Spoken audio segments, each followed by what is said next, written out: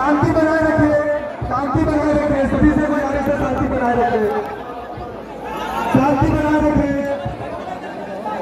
चंद्रशेखर भाई आ रहे हैं, शांति बनाए रखें, शांति बनाए रखें, सभी शांति बनाए रखें।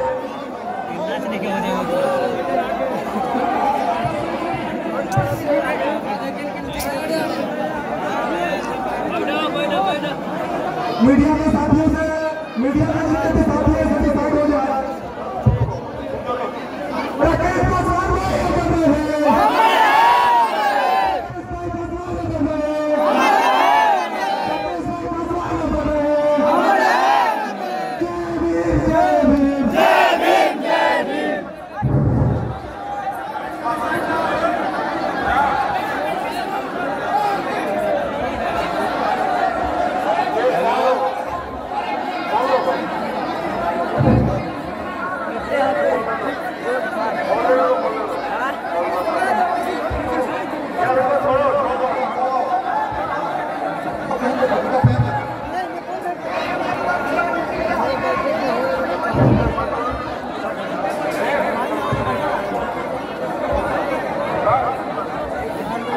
हेलो, क्या मैं आपसे अपनी बात रखूं? थोड़ा सा कष्ट सहना पड़ेगा, गर्मी बहुत है, जगह कम है, थोड़ा सा कष्ट सहना पड़ेगा कि चुप रहना पड़ेगा। अगर आप चुप रह जाओगे तो मेरी बात को आसानी से समझ पाओगे। अगर चुप नहीं हो पाओगे तो मेरी मेहनत, आपकी मेहनत, आपका दर्द, मेरा दर्द,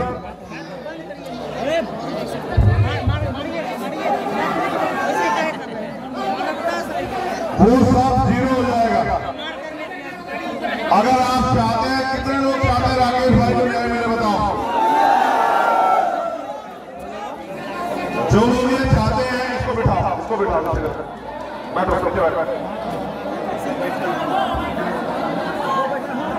जितने लोग चाहते हैं उनको न्याय मिले वो बैठ जाओ। जितने लोग चाहते हैं,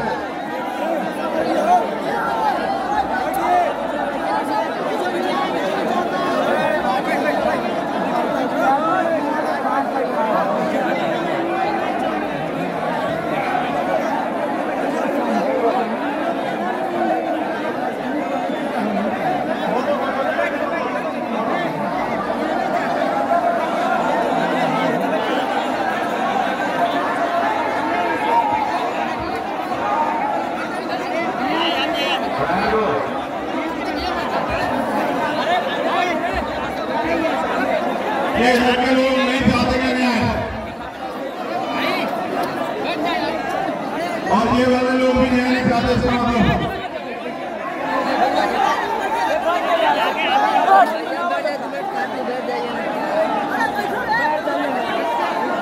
ड्यूटी लगाई, क्या वो मुझे सुन पा रहे हैं?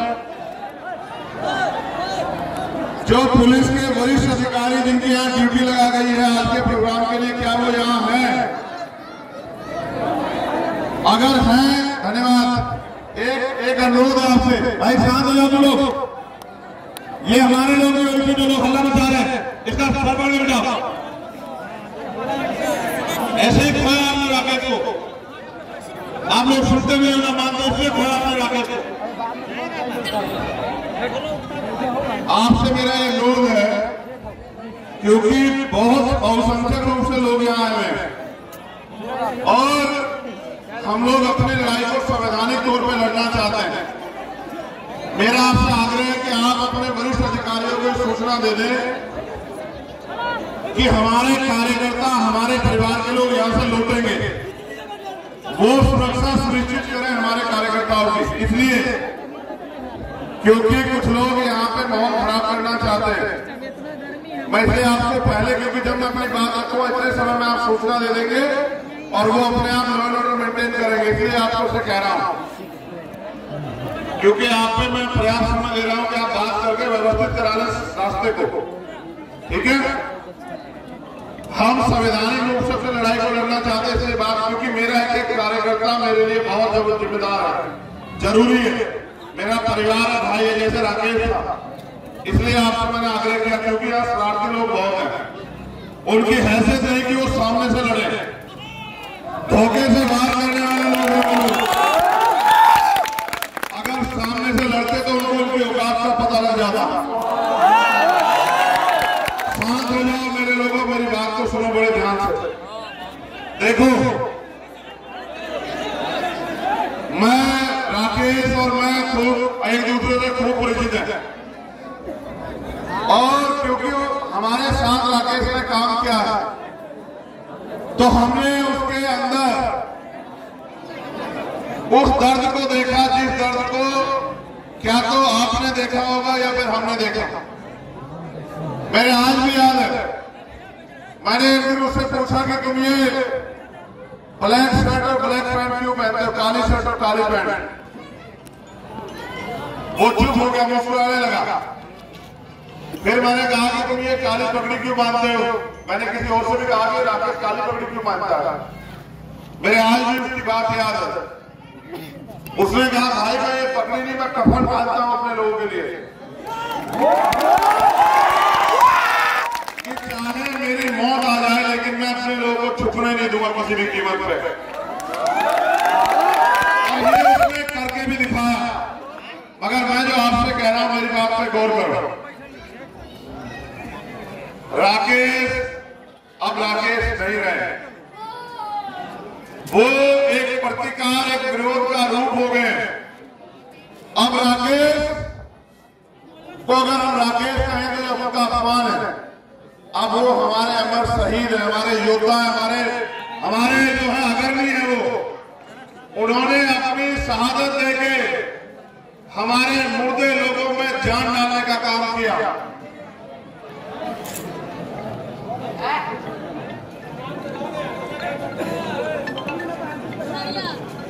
उन्होंने हम जो बसिया हमारे लोग उनको मानते थे, जो मानते थे कि अगर राकेश भाई हैं तो उनके साथ में अन्याय नहीं हो सकता, उन लोगों में जान डालने का काम किया।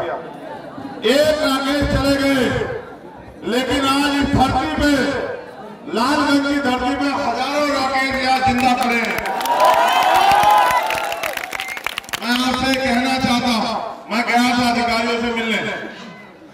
ये घटना कोई सामान्य घटना नहीं है, इसमें 4 लोग शामिल नहीं है मेरे लोगों, इसमें बहुत ताकतवर लोग शामिल हैं और सरकार और पुलिस मिलकर उनको बचाने का काम कर रही है। ये अच्छा नहीं है। मैं मुख्यमंत्री जी से भी कहना चाहता हूं कि अगर मेरे भाई के हत्यारों को बचाने का कोई काम करेगा तो फिर लड़ाई आर पार की लड़ी जाएगी, कोई समझौता नहीं होगा इस बात को।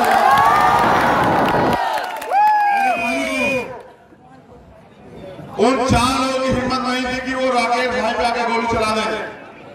उनके पीछे पुलिस, सरकार और बहुत बड़े ताकतवर लोग हैं। इसलिए ये घटना तब तक नहीं खुलेगी जब तक इस घटना की सीबीआई जांच न हो जाए। और सुनो, पहले सुनो, हल्ला मत मचाओ। सिर्फ कहने से जांच नहीं होगी, कहने से तो न्याय भी नहीं मिलेगा, एक दिन इकट्ठा होने से कुछ नहीं होगा।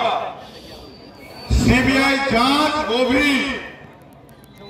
हाई कोर्ट या सुप्रीम कोर्ट के रिटायर्ड जज की निगरानी में, जब निष्पक्ष जांच होगी तब जाके पता लगेगा कौन सा एसएचओ, कौन सा डीएसपी, कौन सा पूर्व विधायक, कौन सा वर्तमान विधायक, कौन सा वर्तमान मंत्री, कौन सा पूर्व मंत्री, वो सब लोग शामिल हैं एक आपके बहादुर भाई को शहीद करने के लिए। लेकिन मेरे लोगों, अगर ये काम इतना आसान होता तो मुझे यहाँ नहीं आना पड़ता। मैं आपसे एक सवाल भी कह रहा हूं, मैं आपसे जवाब भी चाहता हूं। मुझे तो 15 दिन बाद में आया, यहाँ बड़े बड़े नेता आपने तैयार किए, आपने अपनी कीमती वोट उनको दी, जिस वोट को बाबा साहब अम्बेडकर ने अपने 4 बच्चों की कुर्बानी से दिया था आपको। आप ये बताओ मेरे लोगों, उन नेताओं ने अभी तक भाई को न्याय क्यों नहीं दिलाया, आप बताओ। अब आप ये भी बताओ, जब मैंने घोषणा की तब पुलिस ने एक अपराधी को गिरफ्तार किया। पिछले 12 दिन में तो घोषणा की कि माहौल 28 तारीख में तब एक अपराधी गिरफ्तार हुआ।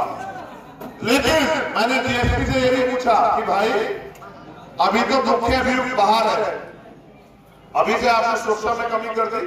वो अपनी जान बचाने के लिए मेरे भतीजे को, मेरे दूसरे भतीजे को, मेरी बहन को, मेरी बच्ची को, उनको भी नुकसान पहुंचा सकता है।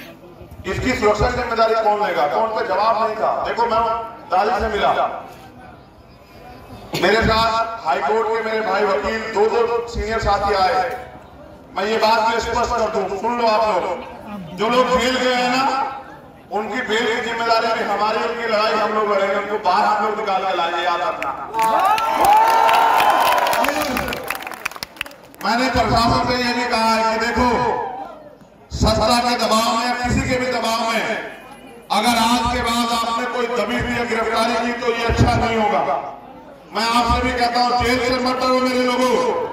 अगर आजादी चाहिए तो उन शहीदों की तरह जिनको हम शहीद आजम सरदार भगत सिंह के नाम से जानते हैं, ऐसे सुखदेव, राजगुरु, ऐसे शहीदों के नाम से जानते हैं। अगर आजादी चाहिए तो हंसते हंसते अपने प्राणों का बलिदान करना पड़ेगा। पीठ नहीं दिखाई राकेश ने आपको, आप जानते हो इतनी गोलियां मारी गई, उसको पीठ नहीं दिखाई उसने। देखो मैं दादी से मिला और आप देखो कितना दर्द होगा। जब गोलियां चल रही थी तो वो राकेश भाई के पास थी, वो उसके खून को पहुंच रही थी, तब भी वो जालिम उसके ऊपर गोलियां चला रहे थे। देखो मां का दिल देखो, उसको गोलियों का डर नहीं था, वो गोली उसको भी छल नहीं कर सकती थी। लेकिन मेरी बहादुर मां को, मेरी बहादुर मां को इतना सा भी डर नहीं था अपनी जान का। अगर डर था तो आपके मसीहा की जिंदगी बचाने का डर था उसे कि वो बच जाए, इसलिए वो उसके आंसू और उसके खून पूछ रही थी।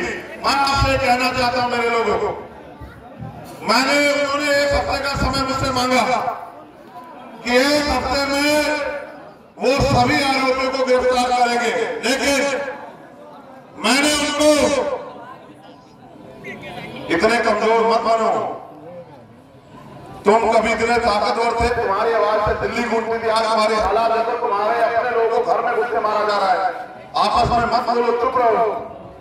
मैंने प्रशासन को 15 दिन का समय दिया आपसे बिना पूछे कि आप एक हफ्ता मांग रहे हो, मैं आपको 15 दिन देता हूं कि 15 दिन में उन गुंडों को गिरफ्तार करो, और अगर 15 दिन में नहीं किया तो मैं अपने भाई के कफन को सजग करके कहता हूं, भारतीय संविधान को संकल्प करके, कि फिर प्रदेश में कोई अधिकारी, कर्मचारी, कोई सरकार का नुमाइंदा चैन से नहीं सोएगा। ये मेरा वचन है आप लोगों को।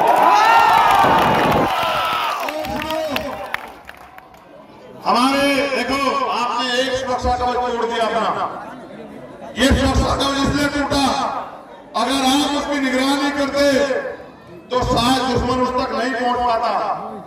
दुश्मन से सीख लो, वो अपने नेता की निगरानी करते हैं, अगर आप अपने नेता की निगरानी करते तो कोई दुश्मन उन तक नहीं पहुंच पाता। मैंने और सुरक्षा कवच तैयार किए हैं, सुनो मेरी बात को गौर से।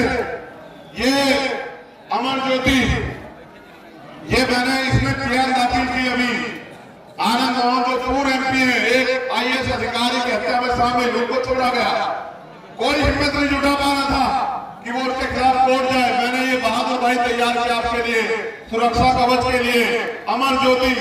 मैंने लक्ष्मण जो हमारे जिला अध्यक्ष हैं यहाँ के, जिन्होंने 23 साल सेना की नौकरी की, जो एक सेना के सिपाही हैं, कहाँ है लक्ष्मण? मैंने लक्ष्मण भाई को सुरक्षा कवच के लिए तैयार किया, लक्ष्मण पासवान को।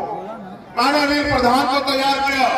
ये आपका सुरक्षा कवच बनाया है कि भाई राकेश की गैर मौजूदगी में वो यहाँ समाज की सुरक्षा करेंगे, प्रदेश लेवल पे भी और जिला लेवल पे भी। लेकिन आपको भी मेरा साथ देना पड़ेगा। अगर 15 दिन में सरकार ने हमारी मांग नहीं मानी, जो मांगे और हमने सरकार को दी है, तो बताओ आप लोग सड़कों पर आने के लिए तैयार हो या नहीं? बताओ, एक जिले में आओगे, पूरे प्रदेश में आओगे? बताओ। मैं आपसे वादा करता हूं मेरे लोगों, 15 दिन उनके और 16वां दिन हमारा। या तो हम अपने भाई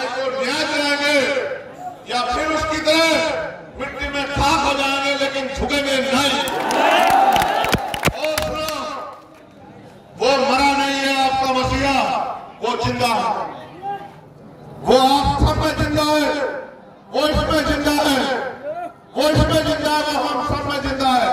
और अगर उसको जिंदा रखना चाहते हो, मैं कह रहा हूं आपसे, क्योंकि मरता वो है जो गायर होता है, वो निडर था, बहादुर था, इसलिए वो अमर हुआ।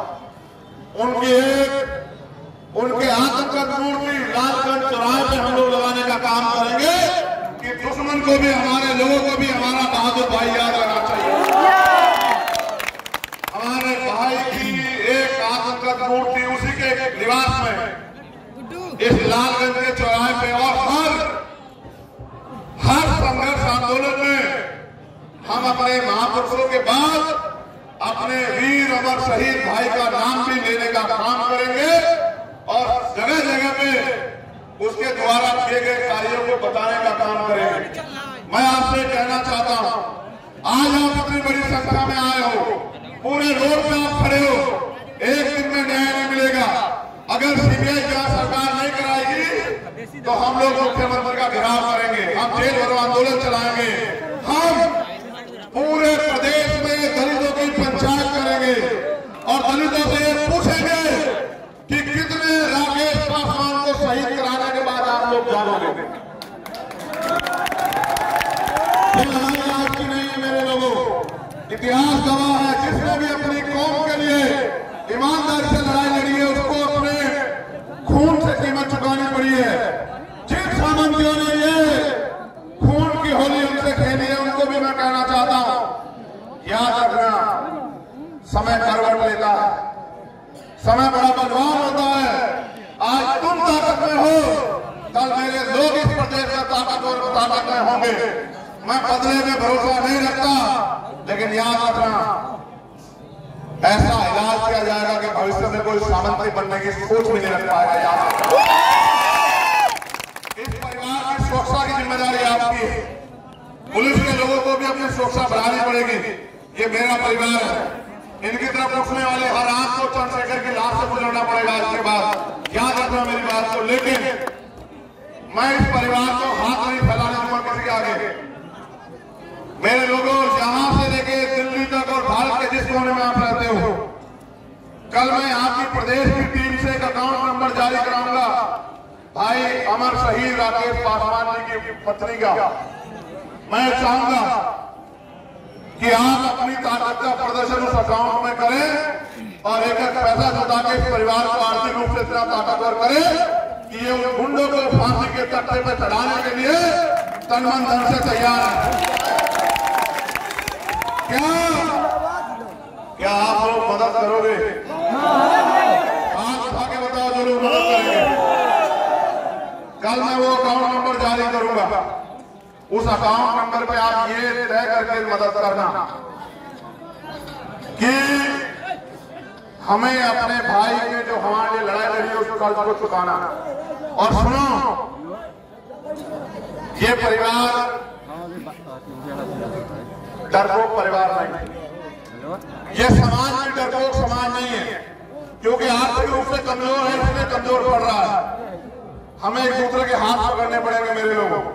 हमारे प्रदेश के अध्यक्ष यहाँ जो राजा जी, मैं उनसे भी कहना चाहता हूँ, इस पूरे मामले को हाईकोर्ट में चाहे सुप्रीम कोर्ट जाए या यहाँ जिला में जो लोग जेल चले गए हमारे उनको छुड़ाने की इन वकील भाइयों के साथ, और जो लोग जिनको सरकार जेल भेजेगी पुलिस, उनको बेल पे भी बाहर नहीं आने देना, उनकी बेल भी अपोज करने का काम हम लोग सारी कोर्टों में करने का काम करेंगे। मैं आपसे एक और बात पूछना चाहता हूं, अगर न्याय की लड़ाई को लड़ने के लिए मैं आपको पटना बुलाऊंगा तो आप आओगे? नहीं, दोनों हाथ खड़े करके बताओ, आओगे तो? एक रात के लिए आओगे या एक दिन के लिए? नहीं, एक दिन में नहीं जीत पाएंगे।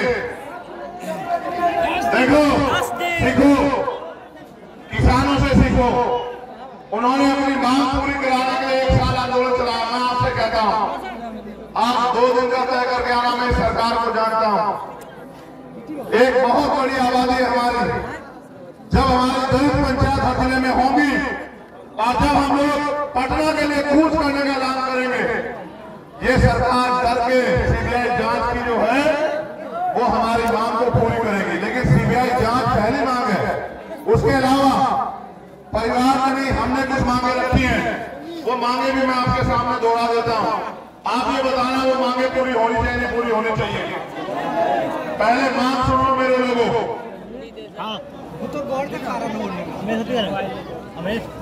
हमारी पहली मांग है कि राकेश पासवान जी के बेटे को एक सरकारी नौकरी मिलनी चाहिए। बताओ आप चाहते नहीं चाहते हो? बताओ। हमारी दूसरी मांग है कि इस घटना की सीबीआई जांच होनी चाहिए। आप चाहते नहीं चाहते हो? बताओ। हमारी तीसरी मांग है कि राकेश पासवान जी के परिवार को, जो हमारा परिवार है, उसको कम से कम 25 लाख रुपए की मदद जो है सरकार करे। आप चाहते नहीं चाहते हो? राकेश पासवान जी की पत्नी हमारी बहन को जन वितरण प्रणाली की दुकान व्यवस्था की जाए। आप चाहते हो नहीं चाहते हो? शहीद राकेश पासवान जी के भाई मुकेश पासवान, जो पूर्व में जिला पार्षद रहे लालगंज में, उनको आर्म्स का लाइसेंस दिया जाए। आप लोग चाहते हो नहीं चाहते हो? मैं लाइसेंस के लिए भी सरकार को 15 दिन का समय देता हूं कि हमारे परिवार को जान का खतरा है और पुलिस सुरक्षा जरूरी है, अच्छी बात है, लेकिन हमें पुलिस की सुरक्षा में ही प्रयागराज में एक माफिया को, पूर्व एमपी को 17 पुलिसकर्मियों की मौजूदगी में 3 लोगों ने आके मौत के घाट चला दिया। इसलिए आत्मरक्षा के लिए लाइसेंस पूरे परिवार को मिलना चाहिए। आप चाहते नहीं चाहते हो? बताओ। शहीद राकेश पासवान जी के घर पे 5 सुरक्षाकर्मी और उनके परिवार के साथ 1 सुरक्षाकर्मी परमानेंट चलने चाहिए। आप चाहते हो नहीं चाहते हो? और जो अभियुक्त इन 4 लोगों से अलग, जिनका परिवार ने नाम दिया है, जिनमें दिलीप ठाकुर, कंचन शाह और थाना प्रभारी अमरेंद्र कुमार पांडे, जिनकी संलिप्तता में ये घटना हुई है, जिनकी देखरेख में, जिनकी निगरानी में ये अपराधियों को बल मिला, उन पर मुकदमा दर्ज हो गए, वो लोग जेल गए। आप चाहते हो नहीं चाहते हो?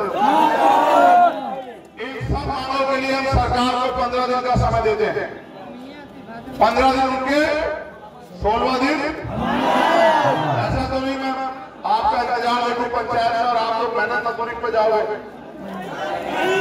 पक्का मैं चाहता हूं हमारे नेता अमर ज्योति जी, लक्ष्मण पासवान जी, अनिल प्रधान जी, अमर ये गौर आजाद जी, ये सब लोग मिलके हमारे नेताओं के नेतृत्व में वो लोग 15 तारीख के बाद दलित पंचायत शुरू करा दें पूरे प्रदेश में।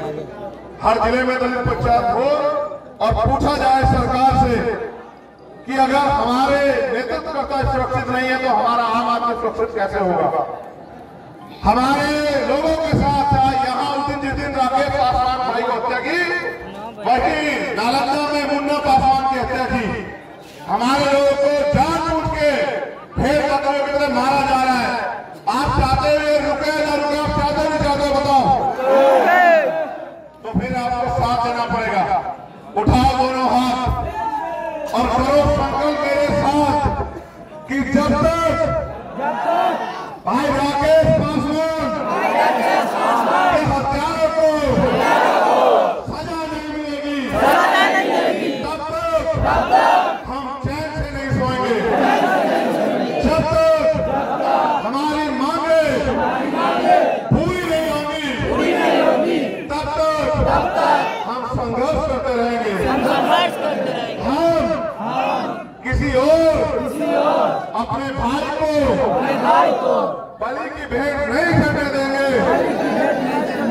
हम इस लड़ाई को मैदान में आके लड़ेंगे। बहुत बहुत धन्यवाद। मैं दिल से धन्यवाद करता हूँ अपने लोगों का। मुझे गर्व है कि मैं बहादुर कौम में जन्मा हूँ।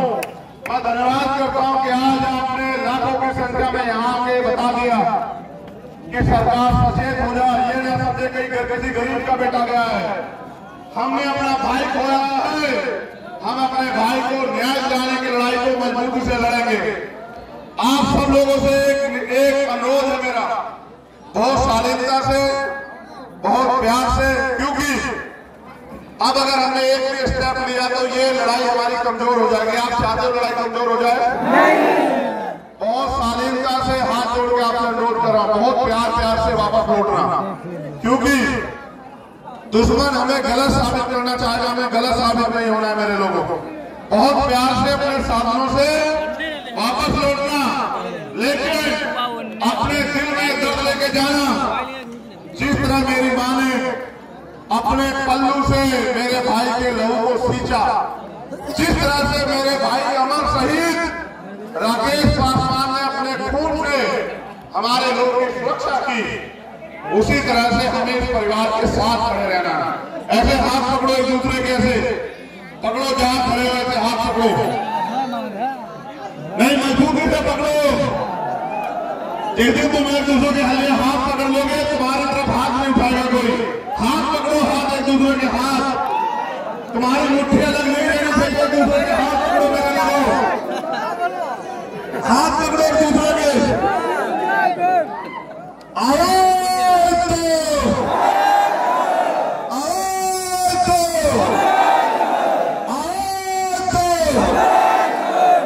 हमारी एकता ही हमारी सबसे बड़ी ताकत है मेरे लोगों, इसको बना के रखो। मैंने सुरक्षा कवच दिया आपको, लक्ष्मण पासवान, अमर ज्योति पासवान, मैंने सुरक्षा कवच दिया आपको। इन सुरक्षा कवच के नेतृत्व में आज